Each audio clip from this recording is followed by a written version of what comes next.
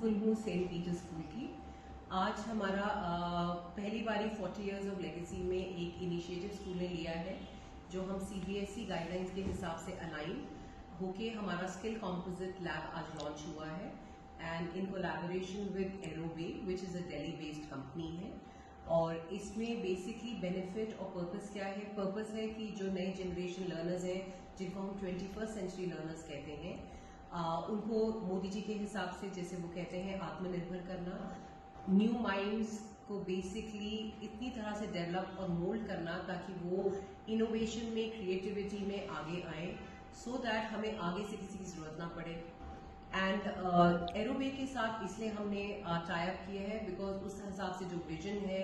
जिस हिसाब से बच्चों को एक्सपोजर होगा, हमारी आगे से जो विजन है स्कूल की, मेरी और मैनेजमेंट की है कि जितने हमारे बच्चे आगे बढ़ेंगे, जितने उनके कॉन्सेप्ट्स हैं, जितने उनके आइडियाज हैं, उनको हम सब कंबाइन करके साइंटिफिक में, चाहे वो एरो बेसिस के थ्रू हो, चाहे वो ड्रोन्स के थ्रू हो, या चाहे वो हेलीकॉप्टर के थ्रू हो, जो भी बच्चे अपने तरह से जो बनाना चाहते हैं, अपनी किट्स में बनाना चाहते हैं, आगे जाके वो विकसित भारत जैसे प्रेस्टिजियस जो प्रोग्राम्स होते हैं उसमें पार्टिसिपेट करें एंड कहीं ना कहीं बच्चे को भी अपनी एक सेल्फ वर्थ हुए। एंड आजकल का जमाना ही डायनेमिक्स का है कि सो दैट बच्चे आगे उन्नति करें और वक्त के साथ चलें। थोड़ा धीरे धीरे ही चलना चाहते हैं।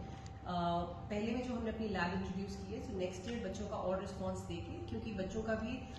ध्यान और जो उनका एनर्जी है और जो उनका टैलेंट है वो बरकरार रहे और उनकी मोटिवेशन बरकरार रहे, तो नेक्स्ट ईयर ऑफकोर्स हम उसको धीरे धीरे वक्त के साथ साथ मॉडिफाई करते रहेंगे,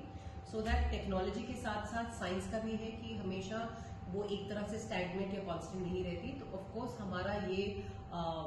ऑलरेडी प्लान है कि एक बार ही बच्चों को पहले एक स्टेप बढ़ेंगे, फिर आगे बढ़ेंगे, सो दैट कल को बच्चे आत्मनिर्भर के अलावा देश के लिए भी कुछ कर पाए, अपने लिए भी कुछ कर पाए, एंड इवेंचुअली कहीं ना कहीं उनमें भी खूब भर के कॉन्फिडेंस आए कि वो कुछ कर सकते हैं।